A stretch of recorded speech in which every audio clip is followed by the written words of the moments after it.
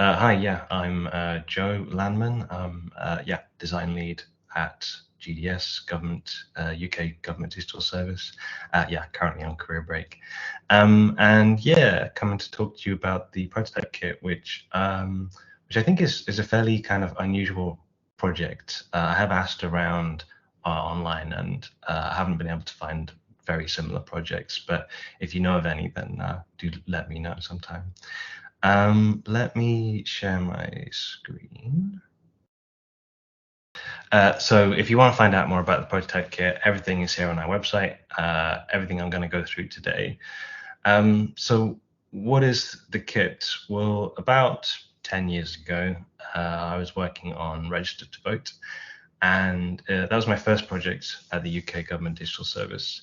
And at the time, I'd heard about people designing in code, and I hadn't done it myself yet, and I was interested to try. And I thought this was the perfect project to try it because I don't know if you know gov.uk very well, but well, as you can see here, it's a very kind of simple, consistent, kind of minimal visual design style. And therefore, what the job was going to be designing Register to Vote was less visual graphic design and more interaction design, service design. And therefore, I thought this would be a great opportunity to try designing in code. So I did pretty much all of my design for Register to Vote in code using Node, which is a way of running JavaScript on your machine in order to make a website. To be clear, that's JavaScript on the back end, kind of a boring technical mode. Everything is kind of normal HTML in the front end.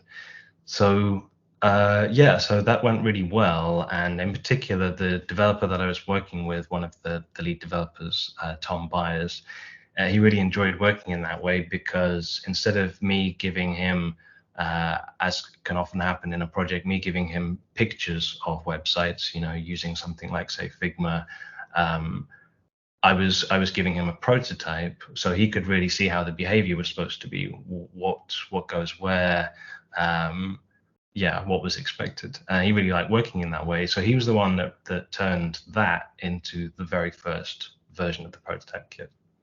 So that was about 10 years ago. Skip forward to today, and the kit is very much more kind of advanced. We've done a lot with it. So I thought maybe the best thing I can do today is just show you how it works. So I'm going to go relatively quickly for the time that we have available. If I was doing training, then I would go far slower and make sure everyone picks up on all of the points. But really don't worry if you don't, because as I say, everything is here on the website. If you want to try the prototype kit, you can, and the whole tutorial is online. Okay, so let's kind of get started. As I say, I'm going to go a little bit faster than usual. So we've got a guide here for Mac, Windows, or Linux. I'm on Mac. You do have to use the terminal a little bit. We know from research that, let me make this a bit bigger. We know from research that is one aspect that kind of can put people off a little bit. You don't have to use the terminal a lot, but you do have to use it. Everything you need to know, again, is in the tutorial. You're also going to need a code editor. We recommend VS Code, but you can use any code editor you like. As I mentioned, you have to install Node. That's for kind of running the kit. What the kit actually is under the hood is a little web server, the same as would serve any kind of website. But it's designed to be small and to do the things that you need when you're prototyping. So let's kind of go ahead. So I'm going to open my terminal. And I'm going to run the command, which is npx govuk prototype kit create juggling.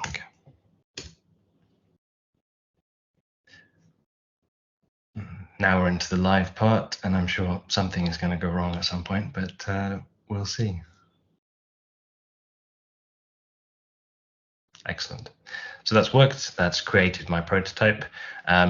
every prototype you create, you would kind of run that command. Okay, so let's go into that folder, and it says to run. That will work, that will run the prototype, but because I want to show you how to actually work on it, we're gonna open this in my code editor. As I said, VS Code. See if I can make this a bit bigger. Cool. There we go. All right, so this is what you get out of the box. You don't need to worry about any of these files. That's just kind of boring technical stuff. All of your stuff is in the app folder. There's a bunch of files and folders here for you to work on, but let's just start the prototype, npm run dev. It'll ask you whether you want to send anonymous usage data. If you want to help the team out, then you can say yes. I'm going to say no for now because I'm not really using the kit. It's not going to be useful data for us. Well, I am, but it's just for a presentation. Okay, so now it's running. If I go back to my browser and go to localhost 3000. Cool. This is what the kit looks like out of the box. This is an actual web page, normal HTML.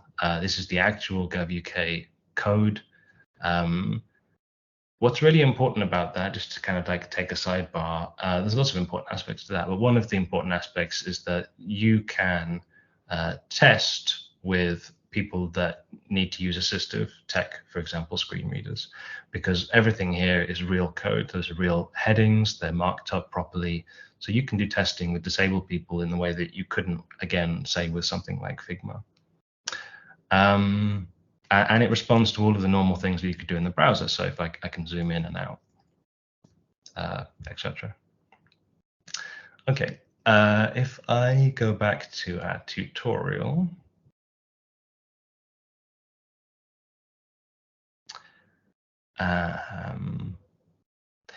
okay, we've done that.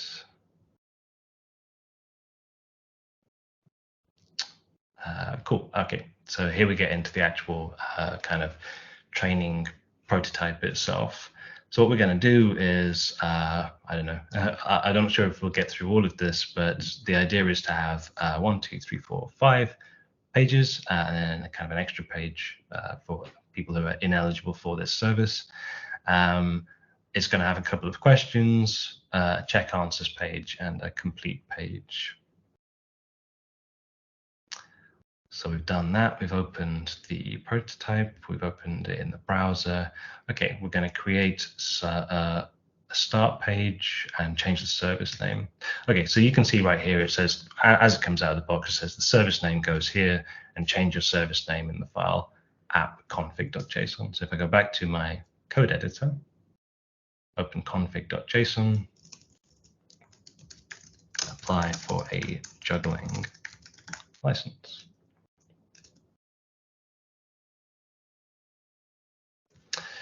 And if I go back to my browser, normally you don't have to refresh when using the kit, it does it for you, but this is a kind of an edge case. The config doesn't reload automatically. So if I refresh the page, there it is. I've got my service name, apply for a juggling license. The reason we put it in config is that it's the same on every page. So if we put it in the config, you don't have to actually specify it on every single page. Okay, let's have a quick look at manage your prototype. So this is a section, kind of a GUI, where you can edit and create stuff in your prototype. If we take a quick look through it, we've got a little kind of task list here that tells you how to change your service name, as we just did. It tells you how to change the home page. And then we've got some different sections down here. So templates are where you can create pages from common templates, completely blank, a start page, a question page, and so on. You can also view them to see what they look like. So if we have a quick look at check answers, this is the template for the check answers page in the GovUK design system. Plugins is pretty interesting. It's got some plugins installed by default. So we've got GovUK front end to make everything look like GovUK. We have the templates, as you just saw. Then there's other things here that you can install as well, optionally. So we've got step-by-step pattern, a task list pattern, HMRC front end that has components and patterns from HMRC. That's the tax department in the UK.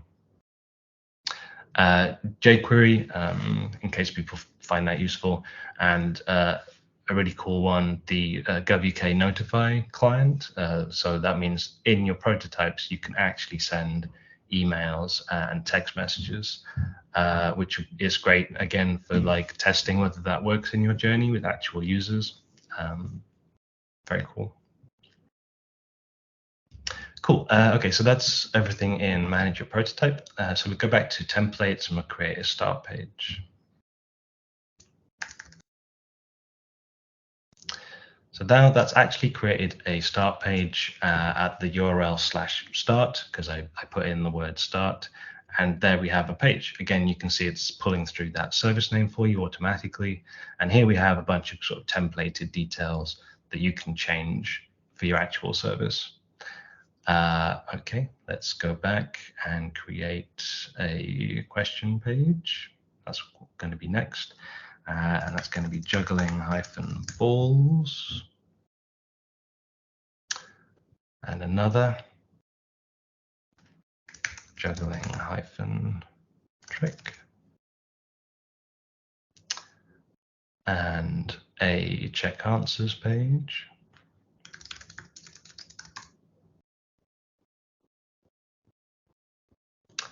And a confirmation page. Excellent.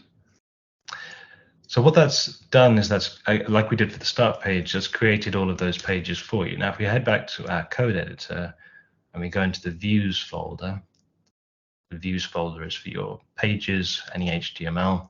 You can see that there they are. We've got a start page, we've got juggling trick, juggling balls, confirmation, and check answers. And so now we can edit all of those pages. So the first thing we want to do is, if we click into start, well, let's go back to the browser for a second and have a look at that start page.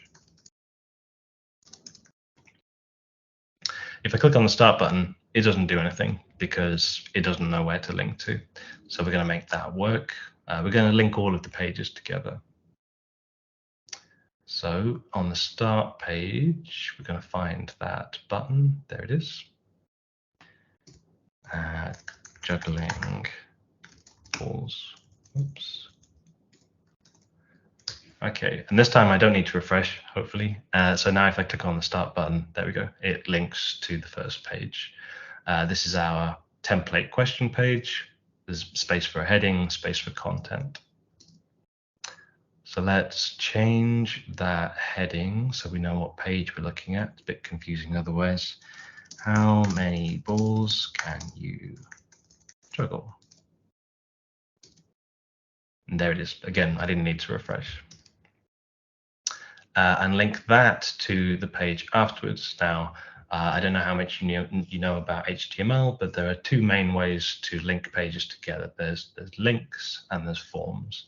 And the basic way to think about it is that you use forms when you're submitting any data. If you're asking a user for information, and this is a question page, so we're using a form. So we put the next page right here in the action. Again, all of this is explained in more detail in the tutorial itself. So now if I press continue, excellent, we've gone to the next page, juggling trick. What is your most impressive juggling trick? And there it is.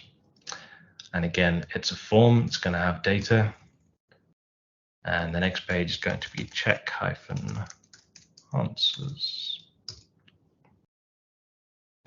Now we're on the check answers page. Now, we don't have to change the button for this because the pattern for check answers is that it takes you to the confirmation page normally. So our template page already takes you to the confirmation page. And already in a few minutes, we've got a real HTML prototype and all of the pages are linked up, and all of the browser stuff works. So, I'm pressing back, I'm going back through the pages. So pretty cool. So let's add some question content. So it says, see the GovUK design system for examples. So what's really cool about the prototype kit is that everything in the GovUK design system works out of the box with the prototype kit. So all of the styles that you see here, all of the components, all of the patterns. Now, how many balls can you juggle is going to be a single select question. So we use radios for that. So let's find the radios component. There it is. All of our components come with both HTML code and what's called Nunjucks code. Nunjucks is a templating language, and it's something that we use to just make prototyping a little simpler and easier to maintain. So for example, if you can use the HTML, that's fine. It's often more complicated, and if you use it and then we change the pattern in the future, you won't get those changes. Whereas if you use our Nunjucks, then you will get those changes. It will update that for you. So let's copy that code for the radios and replace this placeholder content. Whoops, I put that on the wrong page. Let's go to juggling balls. Paste. Now, something is going to look slightly wrong, which we're going to fix. So you can see there that we now have two headings. Now that's because the template page comes with a heading, kind of important to have one, but by default, we use a pattern called one thing per page, which most of the time, it's not like 100%. If the design calls for something else, you can do something else. But most of the time, we only ask one question on each page. It makes things a lot simpler and easy for people to understand, easy for people to recover from errors, and so on. So at the moment, we've got two headings, two H1s, so we don't need both of those. Let's remove the first one. I'm going to copy the text because we do need that text and put it into the component itself. There we go. How many balls can you juggle? I'm going to change the name. That's important. The name is where the data is stored. So I'm going to call that juggling balls. Value is, again, that's where the data is stored. So 3 or more. And the text is what gets shown. Now, sometimes, especially in kind of more production, you want the value to be different from the text. But most of the time when you're prototyping, the value being the same as the text is useful.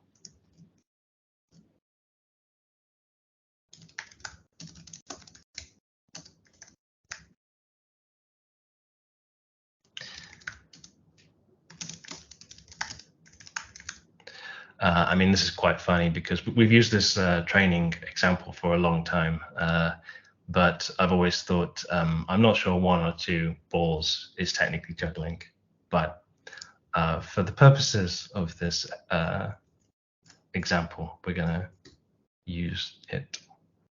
Okay, and then we don't need that last option. And so now we've got a page which is looking pretty good. How many balls can you juggle? 3 or more, 1 or 2, or none I cannot juggle.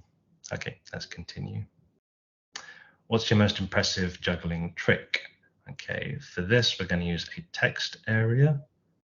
So there's 2 kinds of text inputs in HTML. There's the text input, that's a single line, and a text area, which allows you to put more than 1 line in. So again, I'm going to grab the Nunjucks. Make sure I'm on the right page, juggling trick, and again, paste over the placeholder. Okay, this is going to be juggling -trick. This one requires an ID. I have actually opened an issue because I don't think it should require an ID if the other one doesn't. Very kind of small point. Okay, the text is, again, what is your most impressive juggling trick? And again, we're going to delete that heading because we now have one here.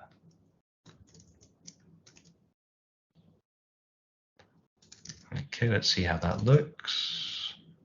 That's looking pretty good. The example comes with hint text. For our purposes, we don't need hint text, so we are going to delete that hint. And again, we're done. It's looking pretty good. Let me just go back and actually answer these. Fire breathing. I don't know if that counts as juggling. Okay, now our check answers doesn't look right, so let's fix that. Check answers. Okay, we got question 1. That is going to be, how many balls can you juggle? And the answer, instead of a string, and again, this is covered more in the tutorial, we're going to use a special input called data, and then the name of that data. So if you remember, we called it juggling balls. And that is going to actually bring through the real data that the user put in. Question 2 is going to be, what is your most impressive juggling trick? And the answer is again going to be data juggling trick. Cool. Again, we don't need the last one. We've only got 2 questions, so I'm going to delete that whole last section. And now, hopefully, excellent. It works. So again, this is an example of an advantage of the prototype kit. This is like a working prototype. So the answer I gave was 3 or more. The answer I gave was fire breathing. Cool. So let's make it even more realistic, because these change links are not working. So let's make them work. Change links are here. So that's going to be juggling balls for the first one. We have some visually hidden text. Let me quickly talk about that. So visually, you can see that this change link is associated with this question, and this change link is associated with that question. Now, when you're using a screen reader, it can be helpful to navigate by links. However, if the links just say change, that's not helpful to navigate to. And so what we do is we provide some visually hidden text. So for the first one, that would be change and then visually hidden. How many balls can you juggle? Oh, I've lost my quote. And similarly down here, the href is going to be juggling trick. And the visually hidden text is going to be, what is your most impressive juggling trick? So now it gets read out as change, what is your most impressive juggling trick? Which is more useful. Okay, hopefully these links now work. Excellent. That takes me to the juggling balls. That takes me to juggling trick. However, it's not showing the question. Sorry, it's not showing the answer that I gave. We can quickly fix that. So if we head back to juggling balls, obviously, if you were doing all this from scratch, you would do all of these steps properly, kind of from scratch. This is kind of intended to kind of show you step by step how all of these kind of systems work. So in order for the radios to show the correct value, we add value data juggling balls. The same syntax as you saw before, data.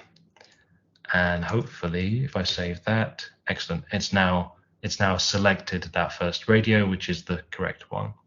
If I select another one, and then click through and then click on change, it's remembered that value.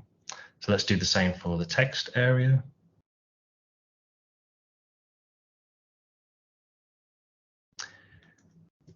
Value, data juggling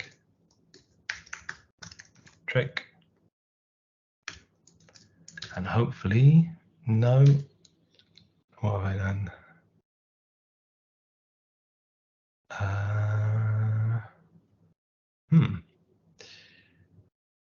Data juggling trick. Oh, probably because as I went through last time, I think I cleared it. Let's try another one. Unicycling. And if I go back, cool. No, it was there. It was there. So yeah, we now have an end-to-end prototype with working data. So that's good. How am I doing for time? Have we got time for me to carry on quickly, or do we need to go into the Q&A? I think we're close to Q&A time. Okay. But yeah, you can finish what you're doing. Like. Okay, if I'll try and do it real fast. But one more thing that was in the tutorial that I haven't covered yet is branching. So what we want to do is to say, look, if you can't juggle, then you can't have a juggling license. So let's look at that really quick. I'll just copy and paste the code from the tutorial itself.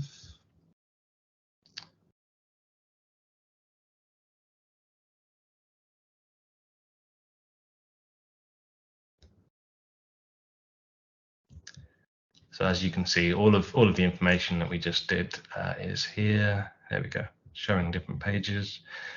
We are going to need this code right here. Okay, so something that we haven't looked at yet is the roots.js. Roots is for adding logic to your prototype. So logic meaning if the user did this, then do that. So in this occasion, what we want to do is say that when we receive the juggling balls answer, let me try and get all this on the screen. Okay, when we receive the juggling balls answer, we want to have a look at that data. How many balls? If it's 3 or more, then take them to juggling trick, otherwise ineligible. So actually this logic is saying if it's 1 or 2, they're also ineligible. So one more thing I need to do is that instead of juggling balls taking you straight to the next page, juggling trick is going to take you to juggling balls -answer. So juggling balls, instead of taking you to juggling trick, juggling balls answer. And now, hopefully, if I do 1 or 2, excellent. So we haven't got a page at ineligible, but if I was doing this properly, I would make a page at ineligible that tells you why you can't have a juggling license and what you can do instead. But if you do 3 or more, hang on, let me check my code. Why is that happening? Juggling balls, 3 or more. Juggling balls. Let's check the logic. Oh, there we go. I didn't call it the same thing in my example. Okay. The name is what's always important. So hopefully now 3 or more, excellent. That lets us through. So now we have a branching journey. 3 or more lets you continue. 1 or 2 or none, I cannot juggle. It doesn't let you continue. Yeah. The one more thing I wanted to talk about is just really quick. We talked about it at the beginning, but these plugins. There's a tutorial on our website about how to make them, and I think that's really exciting because basically if you have ideas, components, page templates, you can make them and you can add them to the prototype kit as a plugin. But yeah, there's a lot to talk about there, but all of it is on our website. Thanks. time for Q&A, I guess. Fantastic. Yeah, I see a bunch of people clapping in the Teams doing the emoji thing. Very cool. Yeah, we'll take some time for Q&A. First question I had is, in the UK, does one actually need a license for juggling? No. I think you need a license for like a pet pig. There's lots of like interesting services, but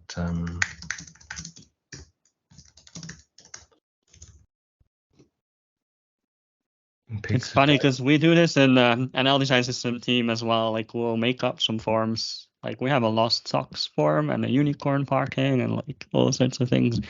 So yeah, cool. This was cool to see. Like, to see a prototype from nothing to a fully working one within 20 minutes.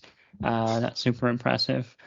I got a few questions for you. One's from Jeroen in the chat. At which point did you decide to make this awesome prototyping tool? What was the tipping point when it was worth putting effort into making this? And were there prerequisites to it, like a certain maturity of the design system or something like that? Yeah, good question. So yeah, this came out of that project that I did a long time ago, Registered to Vote, where I prototyped in code.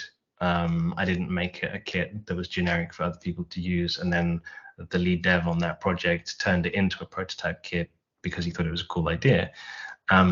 Since then, like for the majority of its life, so I guess sort of 6 to 8 years, there wasn't a team on it, which is very interesting. So like the only people kind of maintaining it were myself and other kind of just volunteers doing this in our spare time.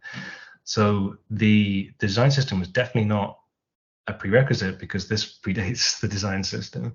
So I guess back when it started, it wasn't super useful because it didn't have a lot of components and stuff in it. It just had the bits that I'd made registered to vote. So then we did have a design system a few years later, and so that's made it a lot more useful.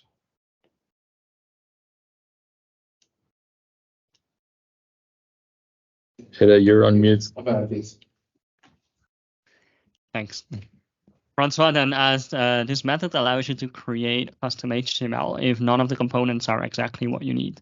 Does this ever happen, or is custom code prohibited? Oh no, again, really great question. Really important kind of principle for us is that the kit allows you to do anything.